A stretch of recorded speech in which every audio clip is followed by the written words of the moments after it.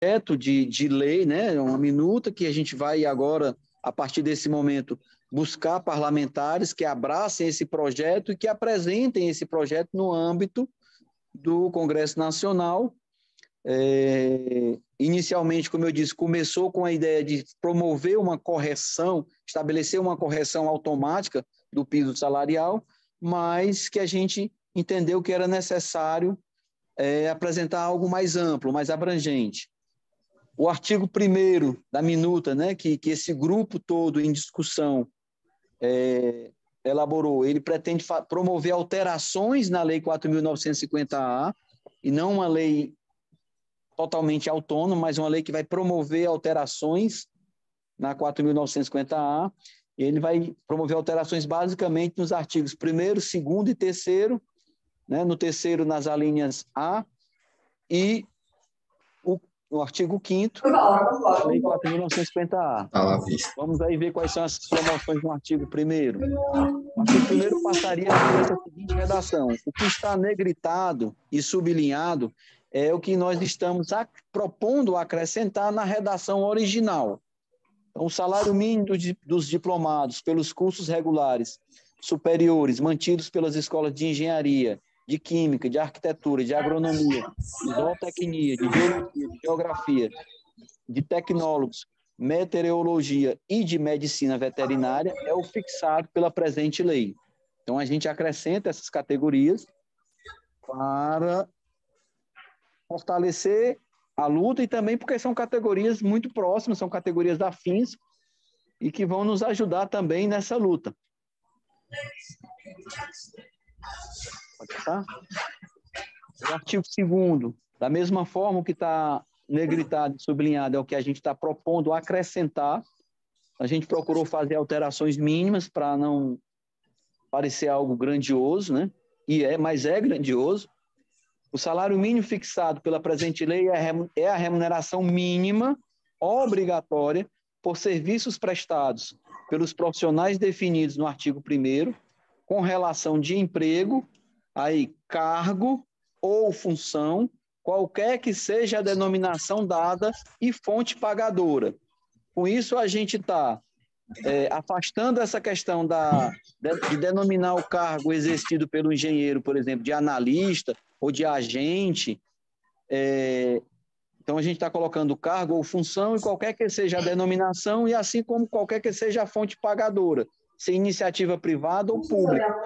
Né? Nós estamos aí abrangendo todos os profissionais mencionados no artigo 1º, todos os profissionais, não importa para quem eles prestam o serviço, se para a iniciativa privada ou para o poder público. Vamos para o próximo. Aí o parágrafo único do artigo 2º, ele é inteiramente novo, ele não tem nós estamos aqui fazendo uma alteração completa nele. Por isso que ele está todo sublinhado e negritado. O piso salarial previsto nesta lei possui caráter nacional. Só para abrir aqui um parênteses, por que o caráter nacional? Porque ela não se pretende ser uma lei federal, ela pretende ser uma lei nacional. Qual é a distinção disso? A lei federal ela é obrigatória no âmbito do poder público federal. Às vezes, incorretamente, a gente chama uma lei federal, uma lei nacional, de lei federal. A maioria das leis que são aplicadas em todo o âmbito do território nacional são leis nacionais, como a Lei de Diretrizes da Educação, que estabelece o piso dos professores do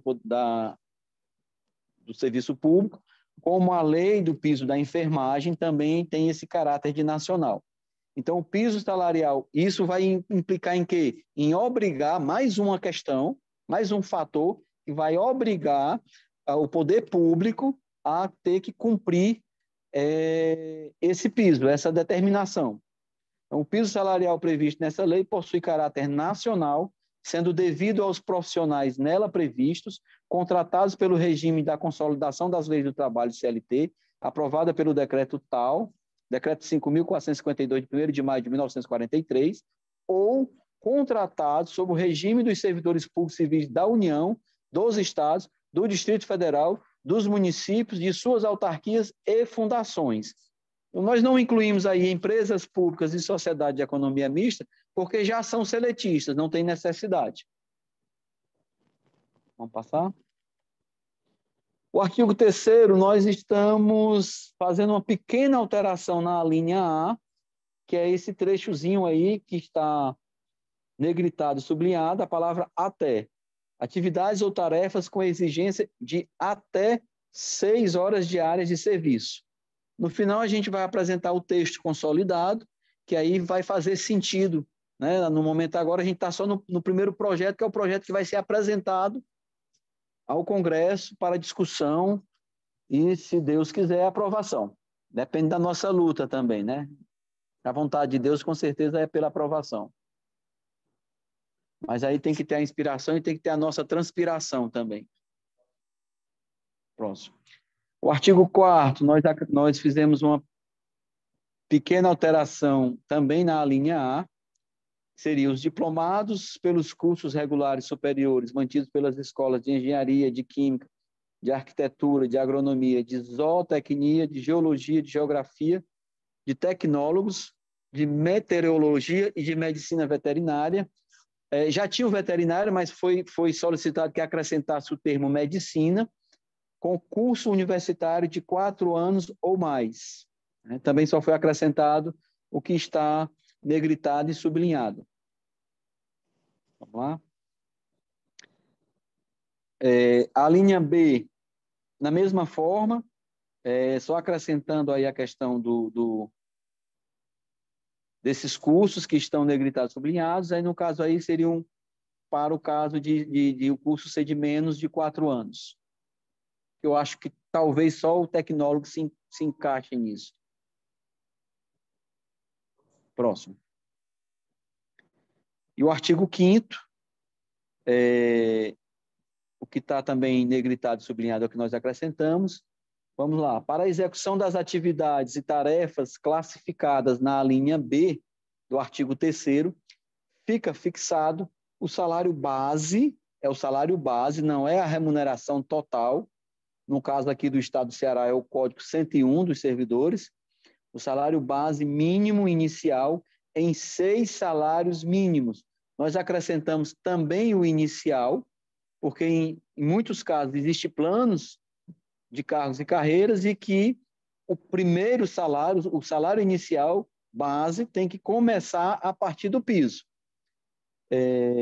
Para os profissionais relacionados na linha A do artigo 3º e em 5 salários mínimos para os profissionais da linha B do artigo 3º. Qual é a diferença da linha A para B? A história do tempo do curso, né? Menos de 4 anos e o outro 4 anos ou mais.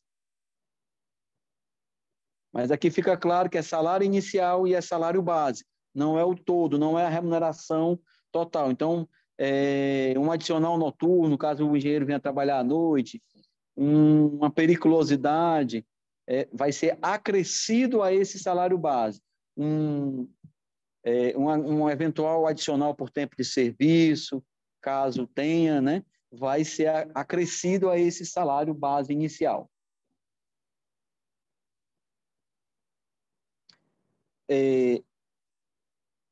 O artigo 2º do projeto de lei acrescenta um artigo que não existe na lei atual e que é a razão de ser inicial desse grupo, desse estudo, e em razão também da decisão do Supremo, que eu mencionei no começo, que é o que estabelece um mecanismo de correção automática, de atualização automática do valor nominal do piso. Então, note que lá continua salário mínimo, a fixação do salário inicial, para deixar claro que é inicial o salário, inicial na carreira e inicial na empresa também, né? Salário inicial, com base no salário mínimo. Então, quando uma empresa for criar um plano de cargos e tiver engenheiro no seu quadro de pessoal, ela vai ter que estabelecer para esse profissional um salário base inicial, se ele trabalhar 8 horas, de 8,5 salários mínimos. Agora, no ano seguinte, no segundo ano de trabalho, ele não vai ter mais o salário corrigido pela variação do salário mínimo, e sim por esse projeto, pelo Índice Nacional de Preço ao Consumidor, INPC. Então, esse artigo 7º-A será proposto a ele ser acrescido na 4.950-A com a seguinte redação: o valor nominal do piso salarial previsto nesta lei será atualizado anualmente com base no Índice Nacional de Preços ao Consumidor, INPC, ou qualquer outro índice que o substitua, porque às vezes esses índices são extintos. O INPC é um índice que foi criado no final dos anos 80, ele não existia antes, mas nada garante que o governo venha extingui-lo e criar um outro índice no lugar.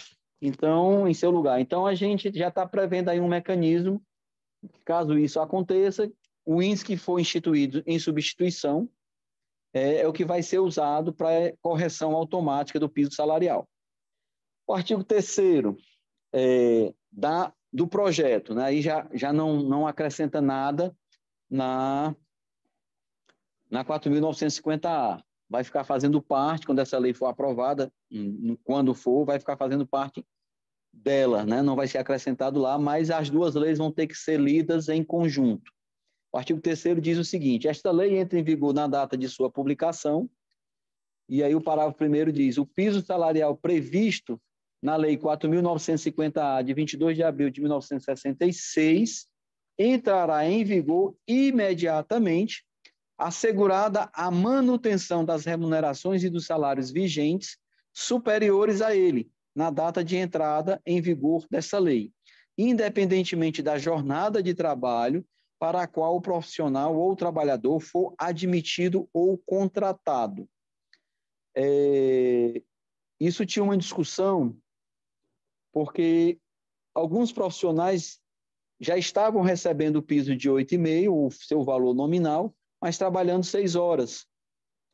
E aí, a aprovação dessa nova lei não pode ser um pretexto, uma desculpa para reduzir salário. Até porque existe um impedimento constitucional, a Constituição proíbe a redução nominal de salário, mas a redução ela pode acontecer de formas distintas, né? Basta não corrigir no ano seguinte, que na prática não é uma redução nominal, mas é uma redução real, e na prática